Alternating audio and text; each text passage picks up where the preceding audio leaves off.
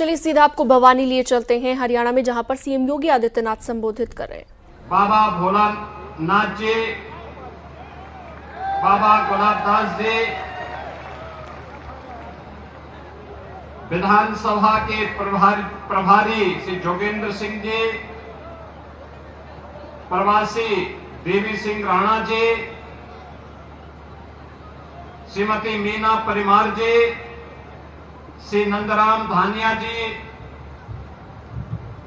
और भारतीय जनता पार्टी के लोकप्रिय प्रत्याशी श्री कपूर वाल्मीकि जी, भारी संख्या में भवानी खेड़ा में उपस्थित इस क्षेत्र के सभी मेरे उपस्थित बहनों और भाइयों, मैं अयोध्या धाम की धरती, प्रभु राम की पावन जन्मभूमि की धरती से आज आपके इस पवित्र भूमि पे, जिस भूमि ने देश की सीमाओं की रक्षा करने के लिए अनेक वीर योद्धा थे, जिस धरती पर महान संत बाबा रणमत मानधाता जी का जन्म हुआ था, इस पावन धरा को मैं कोटि कोटि नमन करते हुए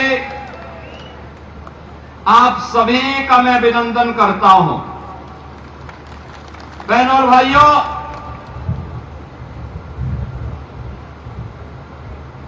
अयोध्या 500 वर्षों का इंतजार समाप्त हुआ। 22 जनवरी 2024 को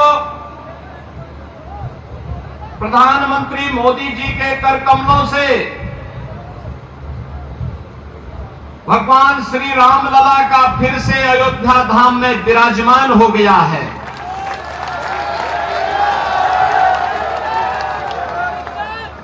पूरा देश और पूरी दुनिया अभिभूत है, आनंदित है।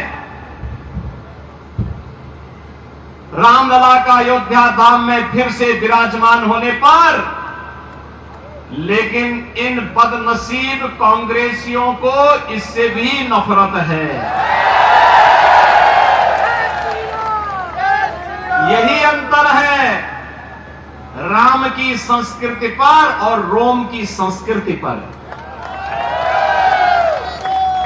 राम की संस्कृति में पला बड़ा हर व्यक्ति राम काज कीन्हे बिनु मोहि कहां विश्राम के संकल्प के साथ 500 वर्षों तक लड़ता रहा, अपने आप को बलिदान करता रहा, लेकिन प्रभु श्री राम की मर्यादा का पालन करते हुए आन मान और शान की रक्षा करने के लिए राम जन्मभूमि मंदिर के लिए निरंतर लड़ता रहा, कार्य करता रहा। और परिणाम हमारे सामने है, परिणाम हमारे सामने है। आज प्रभु राम फिर से विराजमान हो गए अपने पवित्र जन्मभूमि अयोध्या धाम में। बहनों और भाइयों, एक तरफ अयोध्या धाम में प्रभु राम का विराजमान होना, दूसरा रोम की संस्कृति में पले बढ़े वे लोग, वे बदनसीब जो दुर्भाग्य से अपने को एक्सीडेंटल हिंदू कहते हैं, वे कैसे इसको बर्दाश्त कर पाएंगे। वे कहते हैं कि अयोध्या में जब रामलला का मंदिर का उद्घाटन हो रहा था तो वहां पे नाच गाना चल रहा था। अरे जिंदगी भर तो यही तुम्हारा खानदान करता रहा, इसीलिए तो हिंदुओं का अपमान करना, भारत की सनातन संस्कृति को कोसना और भारत के बाहर जाकर के भारत की परंपरा और भारत के संवैधानिक संस्थाओं को कटघरे में खड़ा करके अपने कृत्यों पर और अपनी योग्यता पर स्वयं प्रश्न चिन्ह कांग्रेसी हमेशा लगाते हैं। बहनों और भाइयों, मैं तो आपसे कहने के लिए एक बात कहने के लिए आया हूं आखिर अयोध्या में 500 वर्षों की इतनी लंबी लड़ाई लड़ने की आवश्यकता क्यों पड़ी? 1526 में जब अयोध्या में रामलला के पवित्र जन्मभूमि पर भगवान रामलला का मंदिर तोड़ करके एक गुलामी का ढांचा खड़ा कर दिया गया था, बहनों और भाइयों, इसकी नौबत ही नहीं आनी चाहिए थी। हम मानते हैं मुगलों ने आक्रमण किया, वे नहीं चाहते थे हिंदू धर्म और संस्कृति का नामो निशान रहे। अंग्रेज नहीं चाहते थे, अंग्रेज भी देश के अंदर लड़ाने भिड़ाने का काम करते थे, वे भी आपकी धर्म और संस्कृति पर गौरव की अनुभूति नहीं कर सकते थे। दुर्भाग्य से आजाद भारत में पहली सरकार इन बदनसीबों के हाथों में लगी, जिन्होंने भारत की परंपरा और भारत की संस्कृति को रौंदने के सिवाय भारत को कभी भी गौरव के साथ खड़ा नहीं होने दिया, कभी नहीं खड़ा होने दिया।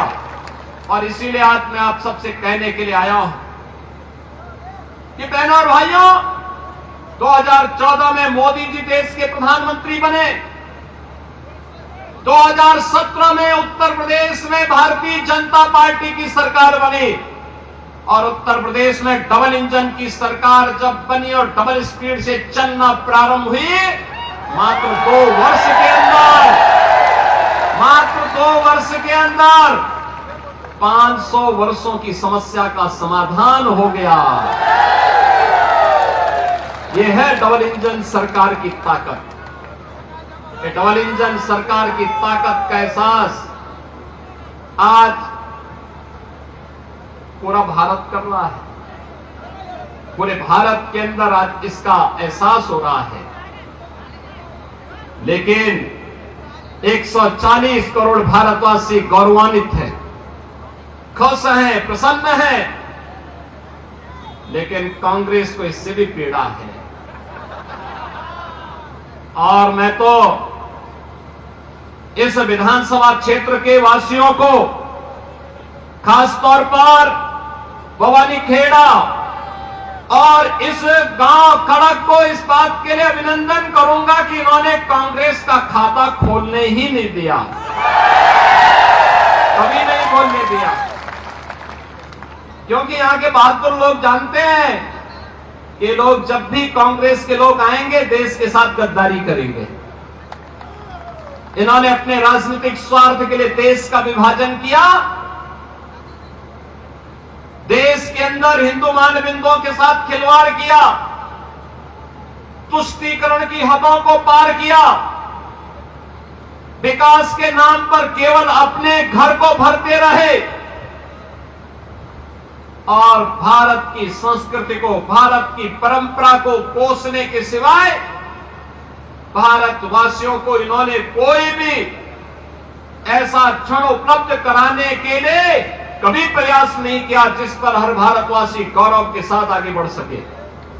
बहनों और भाइयों, आपने 10 वर्ष के अंदर हरियाणा के अंदर देखा होगा, डबल इंजन सरकार के कारण आज यहां पे कनेक्टिविटी बेहतर हुई है, अच्छी सड़कें बन रही हैं, चाहे वहां रोड कनेक्टिविटी हो, एयर कनेक्टिविटी हो, IIT, IIM, AIIMS, 1 district 1 medical college के निर्माण का कार्य हो, या फिर विकास के साथ साथ हर घर नल की योजना हो, या फिर गरीब कल्याणकारी योजनाओं का कार्य। अगर इन कांग्रेसियों ने ही विकास का कार्य किया होता, गरीबों का कल्याण किया होता, उनके उत्थान के लिए कोई कार्य किया होता, तो मोदी जी को कोरोना कालखंड से अब तक 80 करोड़ लोगों को फ्री में राशन की सुविधा नहीं देनी होती। 80 करोड़ लोग फ्री में राशन की सुविधा प्राप्त कर रहे हैं। याद करिए, एक तरफ भारत 80 करोड़ लोगों को फ्री में राशन दे रहा है और दूसरी तरफ पाकिस्तान है, भीख का कटोरा लेकर के दुनिया के अंदर भीख मांगने के लिए मजबूर है। मेरा सौभाग्य है, मोदी जी जैसा प्रधानमंत्री मिल गया। भारत को दुनिया की एक बड़ी ताकत बनाने के लिए उन्होंने जो कदम उठाए हैं, आज भारत के बगैर दुनिया की कोई व्यवस्था आगे नहीं बढ़ सकती, नहीं बढ़ सकती। आज मोदी जी के नेतृत्व में भारत दुनिया की एक ताकत बनकर के उभर करके आगे बढ़ रहा है। और यही कारण है, जब देश के पास संसाधन है, ये कांग्रेस के लोग तो कहते थे कि देश के संसाधनों पर पहला अधिकार मुसलमान का होगा, लेकिन मोदी जी ने कहा नहीं, देश के संसाधन पर पहला अधिकार गरीब का होगा, कमजोर का होगा, वंचित का होगा, दलित का होगा, पिछड़ों का होगा, दलितों का होगा। समाज के प्रत्येक तबके को विकास की योजना का लाभ दिया जाएगा। और 80 करोड़ लोगों को फ्री में राशन, 60 करोड़ लोगों को 5 लाख रुपए की आयुष्मान भारत की सुविधा, 12 करोड़ किसानों को किसान सम्मान निधि, 12 करोड़ गरीबों के घर में शौचालय, 10 करोड़ गरीबों के घर में उज्ज्वला योजना के कनेक्शन, और 4 करोड़ गरीबों के घर बनकर के तैयार हो गए हैं। उन गरीबों को उपलब्ध करवाया है। और कहीं भी मोदी जी ने ये नहीं कहा कि ये मैंने किया, उन्होंने तो कहा कि त्वदीयं वस्तु गोविंद तुभ्यमेव समर्पये। जनता जनार्दन, आपने मुझे चुनकर के भेजा है, ये आपको समर्पित है। ये भाव था। एक तरफ मोदी जी देश को बना रहे हैं और दूसरी तरफ 60-65 वर्षों तक शासन करने वाली कांग्रेस, जब भी इन्हें अवसर मिला, इन्होंने देश को लूट करके दुनिया के अंदर उस पैसे को कभी स्विच बैंक में पहुंचाने का काम किया और कभी कहीं और जगह पहुंचाने का काम किया। इनको देश इनकी प्राथमिकता में कभी नहीं रहा। और इसको आप देख सकते हैं बहनों और भाइयों, जब देश में संकट आता है, सबसे बड़ा इस सदी का सबसे बड़ा संकट था कोरोना महामारी। कोरोना महामारी में पूरी दुनिया पस्त हो गई थी। कुछ ही महीनों के अंदर पूरी दुनिया के अंदर महामारी फैल गई थी। और बहनों और भाइयों, कोरोना कालखंड में भारतीय जनता पार्टी का कार्यकर्ता प्रधानमंत्री मोदी जी और श्री जगत प्रकाश नड्डा जी राष्ट्रीय अध्यक्ष जी के आह्वान पर सेवा ही संगठन है संकल्प के साथ कार्य कर रहा था। मोदी जी जगह जगह जाकर के जनता के साथ खड़े होकर के कोरोना से मुक्ति प्रदान करने के लिए उपायों को आगे बढ़ा रहे थे। लेकिन राहुल गांधी कहां थे? कहां थे? थे ही नहीं। सब संकट के समय उन्हें भारत याद नहीं आता है। भारत की 140 करोड़ जनता याद नहीं आती है। संकट के समय तो उन्हें इटली में नानी याद आती है। नानी, वे कभी आपके साथ नहीं खड़े हो सकते। बहनों और भाइयों, एक तरफ अयोध्या में राम मंदिर का निर्माण और दूसरी तरफ कश्मीर में धारा 370 को सदैव के लिए दफन कर देना, यह भी तो मोदी जी ने किया। ये 370 का दंश भी तो कांग्रेस ने दिया था। बाबा साहब भीमराव अंबेडकर विरोध करते रहे। उन्होंने कहा था कि धारा 370 संविधान के लिए अच्छा नहीं होगा, देश के लिए अच्छा नहीं होगा। लेकिन रिश्तेदारी निभाने के लिए उस समय कांग्रेस ने धारा 370 संविधान में जोड़ करके कश्मीर को एक अलग स्टेटस दिया। परिणाम क्या था? पूरा देश आतंकवाद की चपेट में आ गया। कांग्रेस ने देश को विकास नहीं दिया, आतंकवाद दिया, उग्रवाद दिया, अराजकता दी, बेईमानी दी, भ्रष्टाचार दिया, अराजकता दी और हिंदुओं के सामने एक ऐसे चौराहे पर खड़े होने की स्थिति पैदा की जहां ये आपस में ही लड़ सके भिड़ सके। बहनों और भाइयों, आज तो मोदी जी जब सत्ता में 2014 में उन्होंने एक ही बात कही, जब उनसे पूछा गया कि आप सत्ता में आके क्या करेंगे, तो मोदी जी ने कहा कि बिना भेदभाव के विकास की योजना को गांव में लेके जाऊंगा, गरीबों तक पहुंचाऊंगा, किसानों तक पहुंचाऊंगा, महिलाओं तक पहुंचाऊंगा, युवाओं तक पहुंचाने का काम करूंगा। और तब उन्होंने नारा दिया था, सबका साथ और सबका विकास। हमने कभी नहीं कहा, हमने तो कहा विकास सबका करेंगे, सुरक्षा सबको देंगे, सबको देंगे। बहनों और भाइयों, इन बदनसीबों के कारण पूछो ना इन लोगों से क्या कर रहे थे। इनके कारण यूपी में हर तीसरे दिन दंगा होता था। आज मुझे 7.5 वर्ष से मैं उत्तर प्रदेश में हूं, डबल इंजन की सरकार यूपी में है। बहनों और भाइयों, कोई दंगा नहीं हुआ, कोई दंगा नहीं। दंगाई या तो जेल में है या जहन्नुम की यात्रा में जा चुका है। यूपी में दंगा नहीं होता है, और यही पीड़ा कांग्रेसियों को है। कांग्रेसियों की पीड़ा इसी बात को लेकर के है, क्योंकि कांग्रेस ने यूपी के एक खतरनाक माफिया को, बर्बर जो दुर्दांत माफिया था, उसको भी शरण दिया था और कई महीनों तक उसको अपने संरक्षण में रखा था। उसके साथ इनकी व्यावसायिक पार्टनरशिप थी। अब सोचो, माफिया और कांग्रेस की दोस्ती, संगठित अपराध में लिप्त माफिया हो, माइनिंग माफिया हो, वन माफिया हो, पशु माफिया हो, ये सभी इनके शागिर्द हैं। ये सत्ता में आएंगे फिर वही माफियागिरी करेंगे। इसलिए अच्छा है कि सत्ता में ही ना आए, इनको सत्ता से ही दूर रखो। और भारतीय जनता पार्टी जो विकास का कार्य करा रही है, इसके लिए भारतीय जनता पार्टी ने हरियाणा विधानसभा चुनाव में अपने प्रत्याशी के रूप में यहां पर से कपूर वाल्मीकि को उतार करके आपकी सेवा के लिए यहां पे भेजा है।